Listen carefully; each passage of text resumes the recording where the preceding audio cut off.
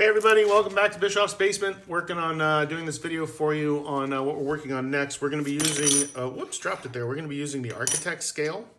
And if you have not watched the video yet, you need to be sure to go back and do that, because in order to do this project, you need that information. The video, there's two. You're going to watch there's two videos, and I want you to watch both of them first. Then you're gonna come over here, you're gonna do this project. Once again, it's in the packet. You're gonna jump ahead to, we already did measuring with a full size scale. You're gonna jump ahead to this one, which is measuring with the architect scale. That's this page. On the back, I'll do the next video using the architect scale. So again, if you decide to tear this out, make sure that you remember its place in the book so you can maybe put it back in. Just hang on to it, because I want you to hang on to all of your work. So I've already torn mine out of another book. Let me move over to that one. So since you've watched the video already, you already know what an architect scale is, and you should have an idea of how it works. You got these little tiny guys, which are hard to see in the video, so I'm going to use a larger one. As you can see from this larger one, it is labeled, like the one in the video, with 3/8, with 1/2, with a quarter, and so forth. Now, let me read this to you. Distances measured with the architect scale are generally given in feet, which is 1 hash mark, and inches, 2 hash marks.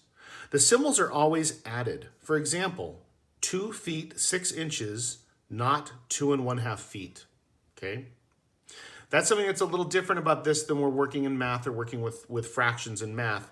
In the case of showing measurements, you will show feet and inches.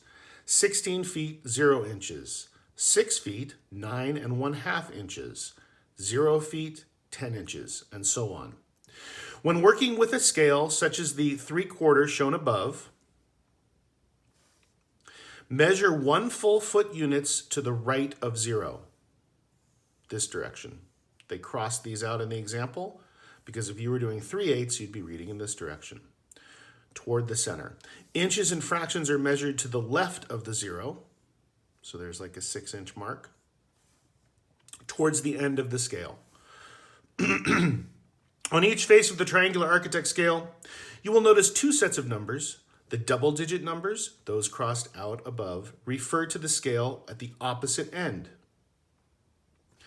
Generally, they are ignored. These are usually ignored when they're coming from this side. In this case, however, they can be used to represent 6 inches, as each falls halfway between foot divisions. 0 feet, 1 foot. Halfway between, so 1 foot, 6 inches, 0 feet, 6 inches, 1 foot, 1 foot, 6 inches, and so on.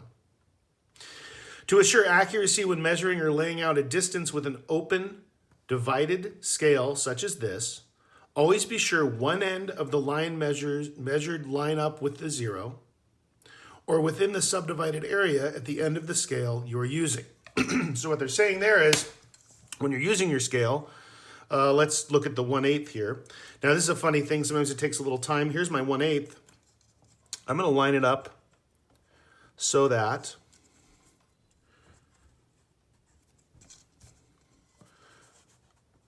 my full measurement, which is about here,